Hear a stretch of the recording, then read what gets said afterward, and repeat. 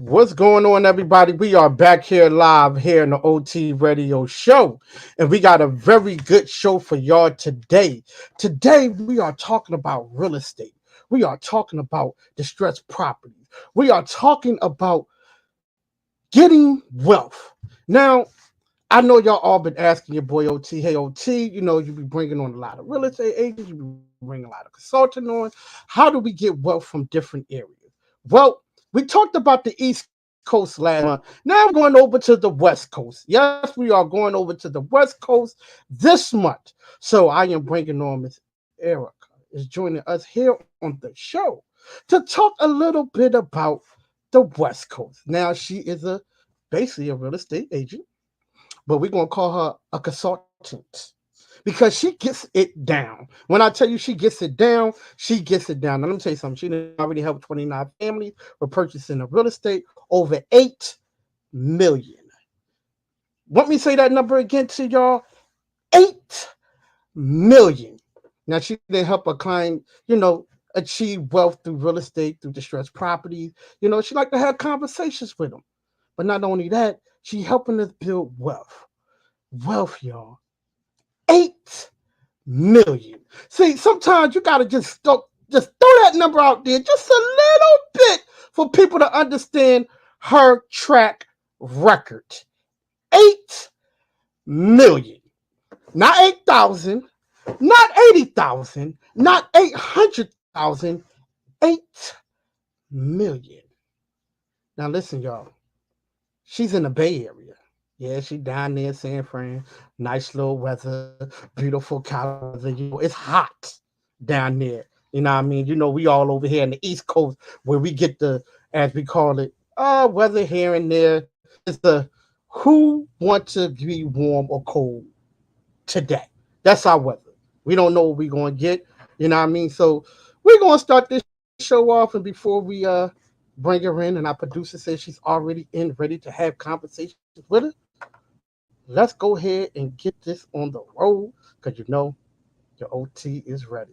So we're going to have her I'm on on in that a little radio, bit that radio. I right speak it though, after I speak it though. What's this. on your mind? What's on your mind is deep though. I speak it though. We on the air, we on the air. Just take it there, I'ma take it there. Hold up, hold up, hold up. Yeah, I'm talking about it, but I'm real about it. I speak on it, but don't catch films about it. We can chop it up like it's nothing, baby. Things that have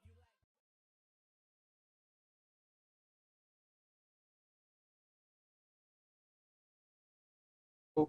With your boy OT. And like I was saying in the beginning, we got her. We got her here. Oh yeah. Erica is about to join us. Our producer says she is in, ready to have conversations with us, West Coast, y'all, to talk about wealth. Now remember, like I always say, when we talk about real estate, we talk about wealth. I don't know a whole lot about it, so I bring people on to give y'all a little bit of details about it. We giving y'all samples. It costs. So we giving y'all free game a little bit right now. And our producer says she's in, ready to have this conversation. Producers bring her in because I am ready to have conversation about wealth and how to achieve it through real estate. What is going on with Hi, you, Miss How are you feeling? I'm good. I'm good. How are you? I'm good. I'm good. I'm good. Well, I gave everybody a little bit of details about you, but can you give everybody just a little tad bit of details about you? What inspired you to get into real estate and so on. Yeah. So I've been a licensed realtor since 2004. So it's been quite a minute. I got licensed straight out of high school. I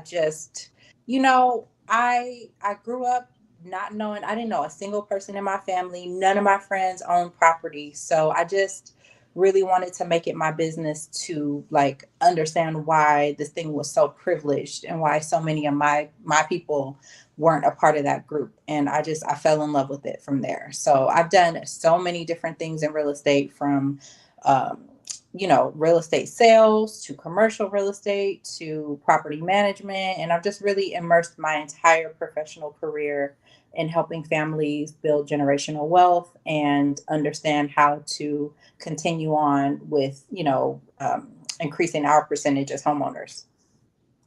Wow. Well, I know that, like I told people, we on the East Coast over here, and I know a lot of people that's out in California and out in the Bay Area.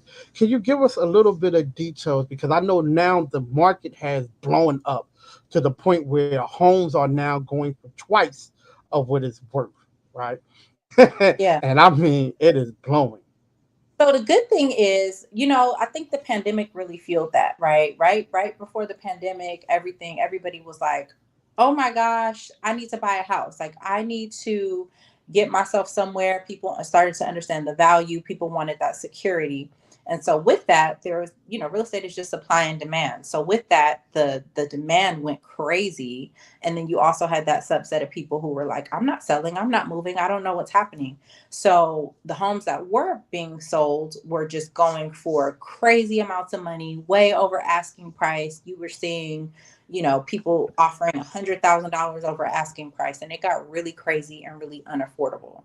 Right now, at least in my market, what we're seeing is a little bit of a shift. So for home buyers, that's great news because things are starting to taper down a little bit. You're not seeing homes fly off the market like they were 6 months ago. You're not seeing people offering tons and tons of money over asking. And there's just a lot of opportunity if you're a buyer and you've got your ducks in a row for you to become a homeowner. So I'm encouraging everybody, if that's in your wheelhouse to become a homeowner, now is a really, really great time. So, what are the just break it down. I want to say five things, so let's just break it down to like three things. We want to give everybody all the information. They got to pay for this now. Uh, Now, what are some of the three things that these first time home buyers need to know? If they want to start searching for a home. Sure. So, first and foremost is connecting with a really, really experienced realtor. You need someone who's local to your market to be able to walk you through and navigate you through all of the things, because it looks like on the surface like an easy process, but it's not. There's so many things that go into it. So you really want to align yourself with somebody who's strong, who can walk you through it, who can connect you with a lender so that you get the benefit of all of these home loan programs and all these things that will help you to get to the closing table. And I want to say, don't be afraid of it. It sounds like, a process. People are worried about their credit. They're worried about, I don't have a lot of money down. And you don't need it. A lot of people are misinformed. Your credit does not need to be perfect right now. If you've got a 640 credit score and 3.5% down payment, you're good. Like you can get into a home. And when I say 3.5%, I mean in the Bay Area, we're looking at, let's say, a $600,000 home. 3.5% is something like $25,000. I mean, my math might be off, but it's not this. Oh, I need $200,000 to purchase a home. You do not. You need at least 3.5%. You need a decent credit score, and then you're good to go. And in some cases you need a job, but I've got lenders who, if you got money and you own an LLC, let's just say you own an LLC, or you've got a certain amount of cash, they can get you approved for a home loan. So things are a lot simpler than people realize and believe. And then my last thing I would say is just, this recession talk, which, like I said, we are seeing things shift, but don't be afraid of that. Number one, you need somewhere to live, whether we're in a recession or not. And I think that one of the best ways to combat this inflation and the recession is to be somewhere where you're locked into a mortgage for the next 15 to 30 years. And you know that no matter what, your mortgage and your home payment is not going to go up, because the way rent prices are going up, eventually they're going to meet, or be more than what you would be paying for a mortgage. So I'm encouraging people now to like get your ducks in a row, get your credit together, get that little bit of down payment together. We even have down payment assistance programs. Don't let it stop you. Don't be intimidated. Get yourself connected with a realtor and get on the ball, because the people who got on the ball at the beginning of the pandemic cleaned up and they made so much money equity because they weren't afraid. Hmm. Well, I'll tell you this, right? Because I know I have bought my home in the middle of the pandemic, right? And when people wasn't doing that much, and I got a deal, which was Mhm. beautiful, And like you said, a lot of people really don't understand this credit score thing because, the first thing they say is, if you got like a 645 to, I think, just quote me on this one and ask me, tell me if I'm right, from 645 to about 690 or like 700, y'all get like the same interest rate. Mhm. Is that Exactly. true? Absolutely. Yes. So there's ranges, and anywhere between that minimum of like 640 up to 700 is your interest rate is a certain amount. You can bring a certain amount down. And so then you get over 700, your interest rate gets a little better, and you don't need as much, like it changes. So what you're able to do depends on which range you're in, for sure. See, I try to tell people that they ain't believe me, but now I have you on here and you're telling us. You're Yeah. telling us. So thank you for that. Now, when it comes down to just saying a person that want to start real estate, he want to get into the real estate market, but he want to buy distressed properties. What are the things that he needs to look into before buying distressed property? So buying a distressed property before, there was what we call a flip, right? And so you buy this property that needed tons and tons of work, and then you put, let's say, $100,000 into it. You bought it for 100,000, so you're into it 200,000, and then you turn around and you sell it for 500,000. Um, in this market where we're in right now today, I'm encouraging people to, if you're going to do that, if you're going to buy a distressed property, number one, make sure that you've got the contractors and or you're able to do the work yourself to be able to save money. And then number, because materials are crazy right now. The pandemic has affected so much. So a lot of the time you think, oh, it's going to take me, 5 weeks to get this home flipped, and then you're sitting there waiting for materials for 3 months. And that's a real, I mean, when I say 3 months, I mean 3 months or longer, and then you're paying the mortgage on that property for that time. So that the buying the distressed property to flip it quickly is not necessarily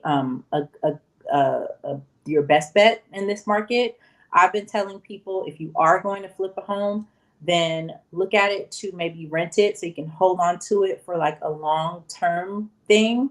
That way, when the market kind of goes back up and you're on that high swing, because the market always shifts. So even though it's kind of stabilizing right now, you're going to want to hold on to it until that high point comes back around, and then you'll really gain your money back. Good advice. Good advice. Because you got people that talks about home flipping. Oh, you go ahead and do this and we can flip it.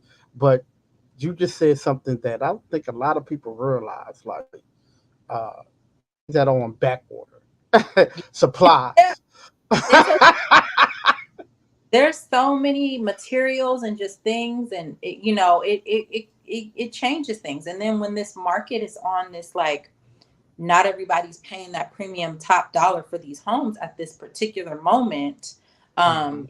You're not necessarily gaining that advantage that you might have gained before. So it's like, my investors, I'm saying, hey, if we can find something that just needs some cosmetic fixes, let's say, if we can find something that we just need to paint and put some carpet in, then we're good. We're golden, because you got a little bit of skin in the game. You just need a little bit of money to do that, and then you'll get an easy return, and you don't have to wait.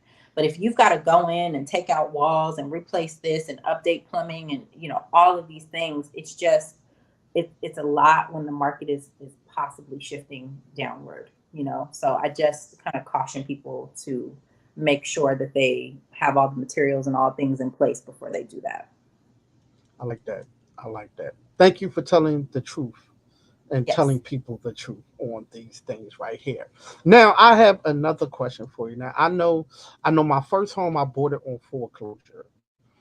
Would you recommend foreclosure for first time home buyers? Because I think I got away with it still, because I was in Georgia and my home was foreclosure. And actually, tell you the truth, like I really didn't have to do nothing to it.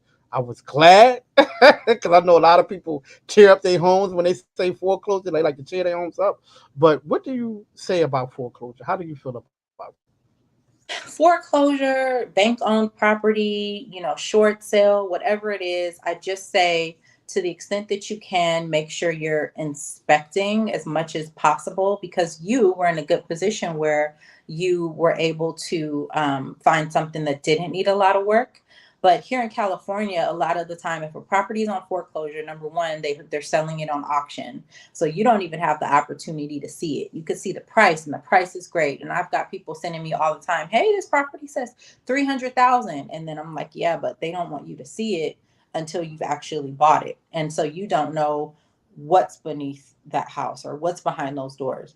So I just say, to the extent that you can, do as much of your due diligence as possible. I don't care if it's dirt cheap, because you are gonna take on that property, and now it's your problem. And if you get a great deal and the property is in good enough shape and you're able to handle it, great. But if it's needs to be torn down to the studs and then rebuilt, then it's probably not worth it. Mm-mm. Yeah, better get and talk about it. Talk about it. Talk about it. Because I know a lot of people. I think I lucked up. For me, I think I lucked up with the foreclosure home because it had just got on the market, and it's crazy because I was driving past and we seen it. And I'm like, Hmm. yo, what's that? You know what I mean? Like I seen people start taking stuff out of, so I know how it look when the sheriff come and start taking the shit out. So I Yeah. just so yeah, But so those are where there's the opportunities there. So it's like mhm, nothing is untouchable. But I just always caution people, like, just do your due diligence. If you take away nothing else, do your due diligence, right? Make sure you're doing your inspections. Make sure you understand what you're buying, because you could look up and get something great. But I've seen people yeah. who, you buy something, now your foundation's all cracked up, and you got to replace, your sewer lateral line or whatever the case may be. So you really want to just make sure that you've got some experts with you that can help walk you through it. I like that. That's true. That's true. Now you out there in the Bay Area, I want to know, how did the pandemic affect you during that time when it was like real heavy? Because right now everything is starting to open up. So Um, doing, yeah. and I had So pandemic. I had my best year. I'm telling you, it was. what? Yes, it was like, people, like, for the first couple of months everything stopped, and we were not allowed to do Yes. open houses, and everybody was like, "What's happening?" And then all of a sudden, come, like, I'd say August of 2022, everybody, a switch flipped on people, and they were like, "I need to buy a home." Like, "Oh my god, I work from home now. I don't have enough space. Oh my god, interest rates are low. I'm going to go buy a home." And you know how it works when people see other people doing it. Now all of a sudden everybody wants to buy a home, and it went crazy out here in the Bay Area. I mean, everybody was buying homes. And so it was really interesting, because we all were really scared at first, right? Especially Hmm. realtors. Like, no open houses. Nobody wants you coming in their house showing their home. Nobody's going to buy a home. So for the first, like, 3 or 4 months, a lot of us were really shaken. But come that summer, everything went through the roof, and you had buyers just clawing at your door trying to get into homes, and sellers that had gained all this equity because they've owned their homes for years were just cleaning up, and then they were able to take the money that they made and go buy new homes. So I've never had so many sellers turn around and buy something from me in one year. Really, really crazy, and really, really good for realtors. Wow. Wow. So you just cleaned up. Listen. Yeah, really. Well, well, one thing that I do want to know, right? Because I know when I bought my home is brand new, so I bought my home built, and one of the things that I did notice is about they went through my records so I mean they dated back like 5 years through my Mm-hmm. bank records, Mm-hmm. and I kind of felt some kind of way about it because where I was buying it at, because I live off of a waterfront, so they starting to build it up so much that they bring in people back into that area, and I'm like, hold on, wait a minute. When I bought my first home, they didn't go through my bank records for like 5 years. They did like a 2 year thing, if that, Mm-hmm. and and then Yeah. the guy actually told me like, well, where did this money come from? And where did this money come from? And we went back and where did money come from? And I'm sitting back, I'm like, well, I got stock, I mean, I got my own business. He's like, yeah, but this don't add up with this. And I'm like, wait a minute, dude. Like, Yeah. Yeah. like this Well, is weird to me.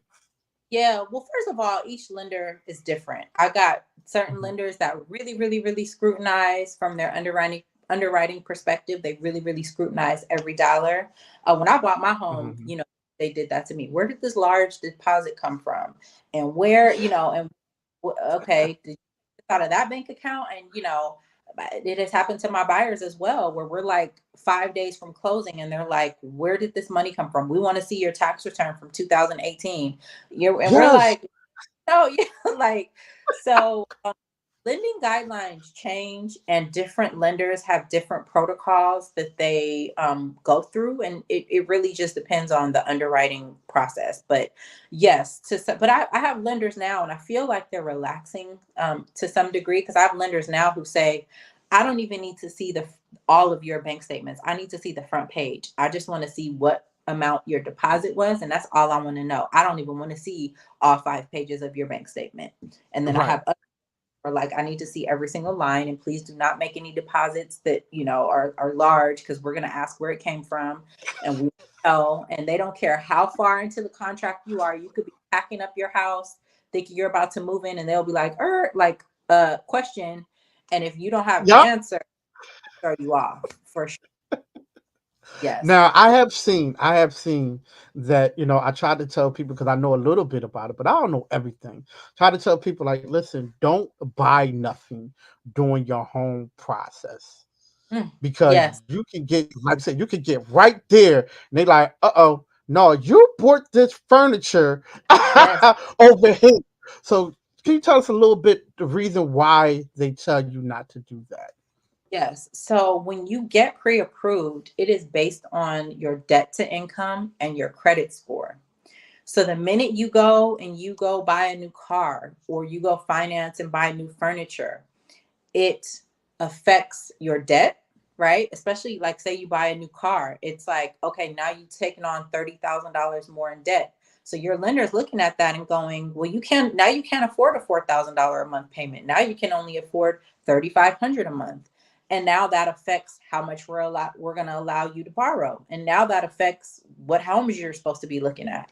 So when you do that in the middle of a transaction, that can easily disqualify you from that home, especially if you're borderline. And when you go anywhere and they pull your credit, it could just ding at 5 points. But that 5 points, if you're borderline, could take you out of approval to disapproval. Or when we talked about those ranges, it could take you out of the 700 club, and now you're in the high 600s.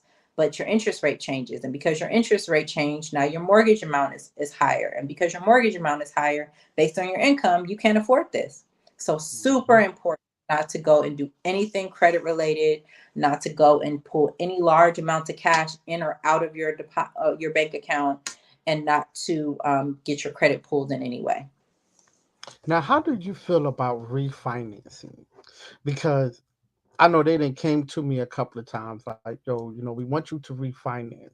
But then when I look at the underlying words, right? Okay, yes, we're gonna refinance you. We're gonna refinance you for this right here. You don't have to pay your mortgage for the next 3 months. You know what I mean? They tried to get me on some goody good, and I was like, okay, well, your interest rate change, and it's only going to be $100 or $200 less, but we still giving you this 30-year mortgage. Mm-hmm. And I'm sitting back like, well, I'm already past 30 years already. I'm already, you know what I mean? 3 years in this already. What do Well, you say? yeah, I mean, okay, so the thing about real estate is this.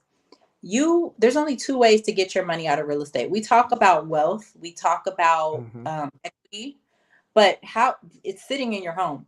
So either you sell it, or you refinance, or you Hmm. take a home equity line of credit. But either way, when we talk about equity, there's a price to pay for that equity. So Hmm. I do tell people, unless if they're reducing your interest rate, which is awesome, because now you are paying less money over time, right? So even if you are Hmm. 3 years it already. If they're reducing your interest rate by 2%, it's worth it because you're paying that much less interest. Now you get a lump sum of money, and the every month now that you're paying your mortgage, you're paying more into your equity than you are into your interest. So it all kind of works itself out. But I agree Hmm. with you that a lot of time people just hear that and they hear that lump sum of money and it's like, ooh, great, I'm gonna take it.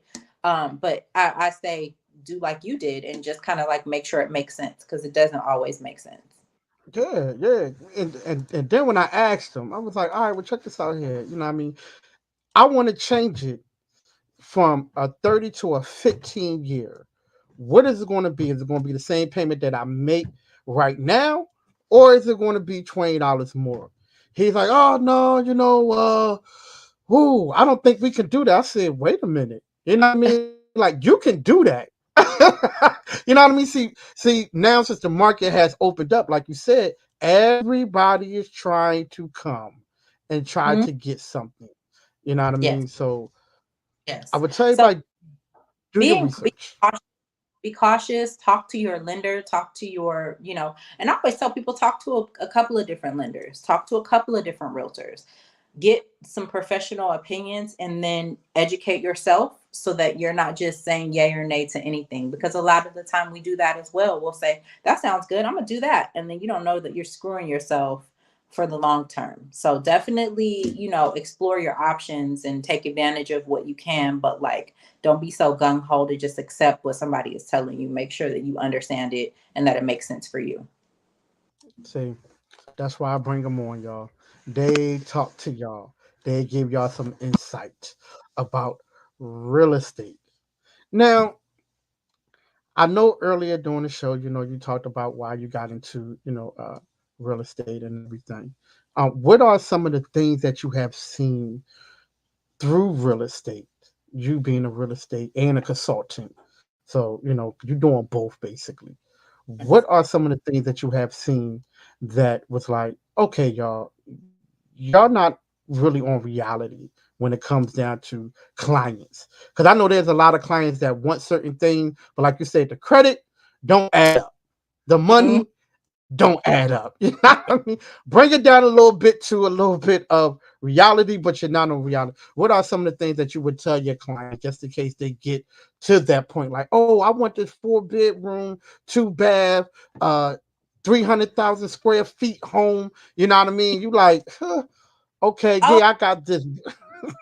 OT, I have that conversation with so many people. And it's like the people that you see buying these large 4 or 5 bedroom, 3,000 square feet homes, 9 times out of 10, that is not their first home. Okay. So it hinders a lot of people because it's like, I don't want to buy some little bitty house. I don't want to start there. I want something with a lot of space and I need a pool in the backyard and I want to be on the water.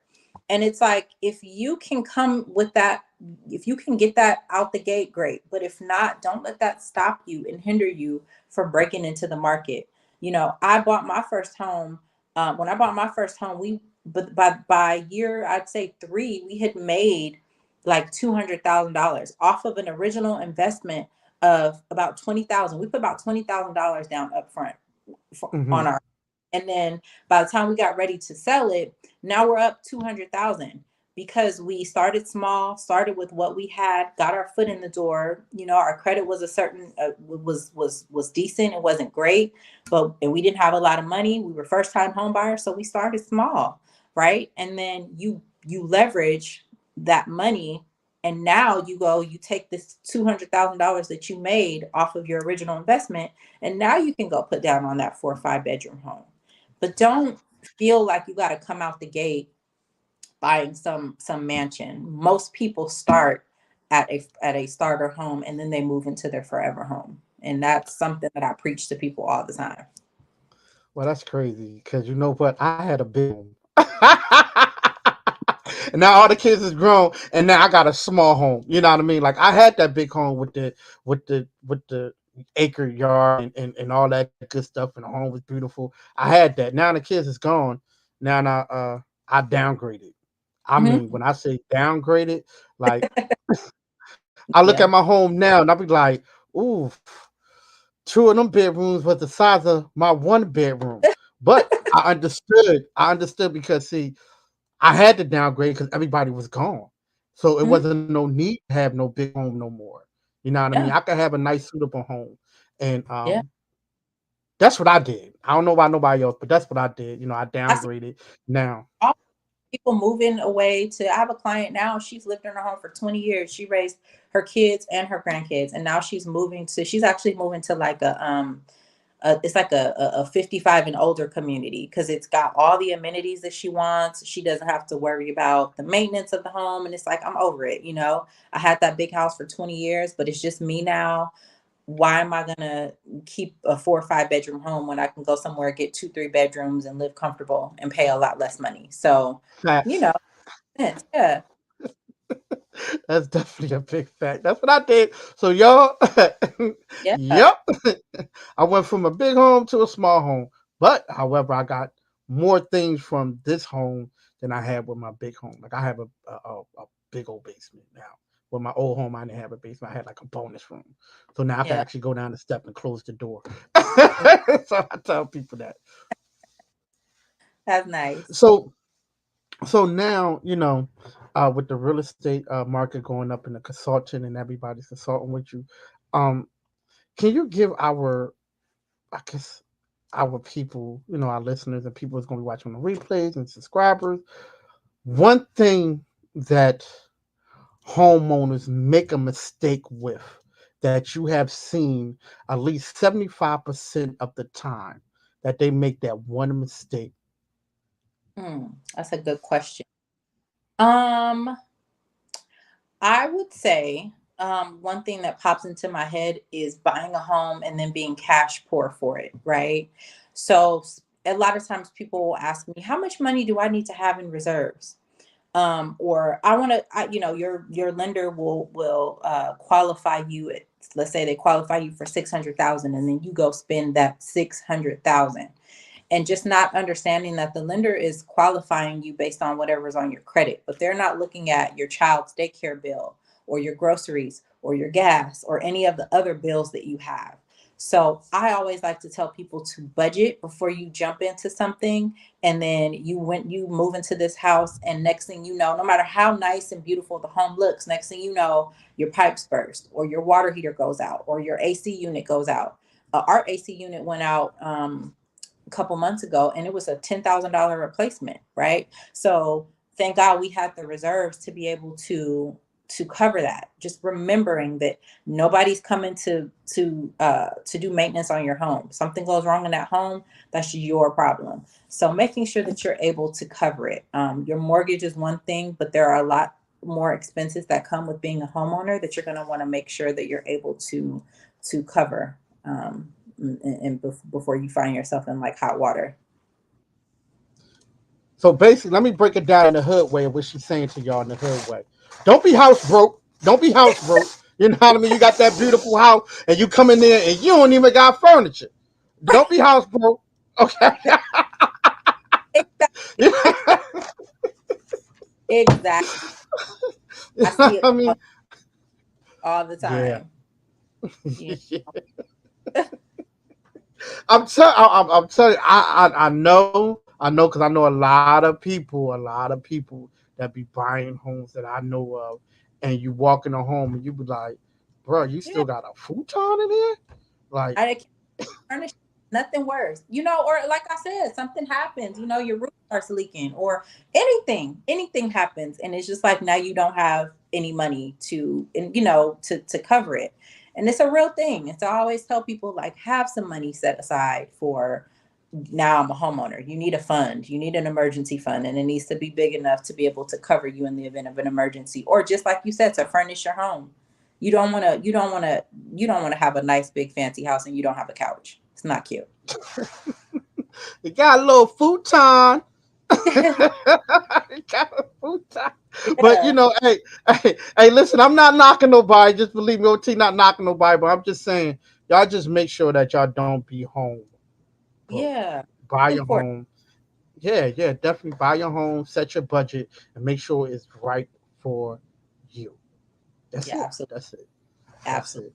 Well, listen, we didn't give y'all a little bit of game. Erica came on here and she gave me a little bit of game, gave y'all a little bit of game. You know what I mean? Now, let me tell you how this game go. We got the free game, but now y'all gonna have to pay for it now and after this. Because when she get off of this right here, she gonna give y'all all her social media platform or where you can find that, and now y'all gonna have to pay.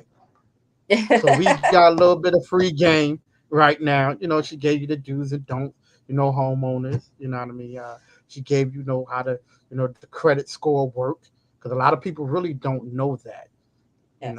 And I'm glad that you did break that down for them because people Yes. just think, oh, you know what I mean. I got a 700 credit score and I got a 676. Well, you're still in the same range of me. Hello, Yes. good morning. I And mean, important. Yes, yeah. yes. You guys follow me on Instagram, on Facebook. My Instagram is underscore Erica Mackie Homes. I do free buyer consultations, and I am based in the Bay Area, but I do work with referral agents. So no matter where you are, even if you're on the West Coast or East Coast, if you're not in the Bay Area, I can work with you and refer you to agents that I know and work with that can help you in your real estate goals. All right. But there it is, everybody. There she go. I appreciate you so much for joining me Thank here on the show, giving everybody some game, giving everybody a little bit of truth. And now people can stop asking me to bring someone on from the West Coast. So now I brought you on the West Coast. So now you are famous on the West Coast with your boy OT. Welcome thank to the family. I thank appreciate you so you much much. for taking out your time and have a Right? conversation with us and giving us Absolutely. details. So welcome to the family. And anything that you need, like I always say, anything that you need, we are a phone call away or a message away. So let us know. You got something going on and you want to go ahead and talk about it or post it or whatever. You like, hey OT, I'm having this big old, event. Can you talk about it? Come on. Let's go ahead and talk about it. And that's serious right there with us. So have yourself a beautiful day. You too. Enjoy Thank the you rest of your for day. having And me. thank you so much. And we be in contact. All right. Thank you. All Bye. right. Thank you. Good show. Good show, y'all. Good show. Your boy OT that did it again. Beautiful show. Listen, I appreciate y'all all for joining us here on the show. Make sure, like I said, make sure you holler back at us. Make sure you have this conversation with us because we are here 24/7, 7 days a week. Hey, I appreciate Miss Erica joining us here on the show to give us a little bit of realtor and consulting advice when it comes down to real estate and wealth. The do's and don'ts. She came on here and she let y'all know. Now, guess what? Tomorrow, I'm having on a good friend of mine, uh, Nature Boy. Now I know y'all probably all this is for the barbers, all the boys with the beards. I know y'all know about them. Well, he's coming on to talk to us a little about what's been going on with him from 2016 when he started. Now he has blown up. He has been phenomenal. A lot of people got his products. Barbers have got his product, and it's all about the beards. It's all about the beards tomorrow. So tomorrow I'm gonna have CEO of Nature Boy going to be joining your boy OT here on the show, and it's all about fellas. It's all about the beers. It's all about the beers. So we're going to have this conversation with him. And listen, I love y'all. Y'all be good, and I will check y'all out tomorrow, same time, same place with your boy OT. Thank you for watching. Make sure y'all tune in. Make sure you watch the replay. Follow us on all social media platforms. OT Radio Show, Facebook, Instagram, TikTok, Twitch, all that. Just type it, just Google us, and we'll pop up. If you would like to have an interview, if you want to come on the show, you can always contact us. All our contacts is in the links, so you can go ahead and holler at us. I love y'all. Y'all be good, and I will see y'all again tomorrow. And like I always say, if someone asks you, how are you doing today? You tell them I'm doing better than yesterday. All right? Well, listen, I love y'all. Y'all be good, and peace. See you tomorrow with your boy Nature Boy Productions. He's gonna be joining us here. Shout out to all the big bears. Love y'all. Be good. Peace out.